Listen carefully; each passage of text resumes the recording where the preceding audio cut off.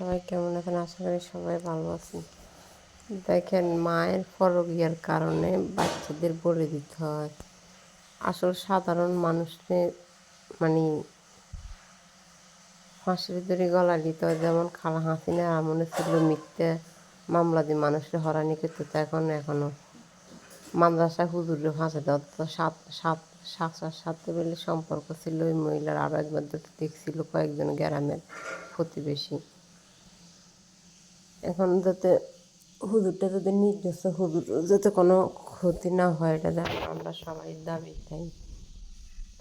আর মার কারণে যে এটা হয়েছে, 3 দিন পরে বাচ্চা না পাই মাদ্রাসার মধ্যে পাওয়া যায়। কীভাবে মাদ্রাসা গেল এটা যাতে ভালোভাবে তদন্ত সুস্থভাবে আপনারাও সবাই আমাদের পাশে থাকবেন। ভিডিওটা লাইক কমেন্ট শেয়ার দেবেন। নির্দোষ মানুষের যাতে কোনো শাস্তি না হয়।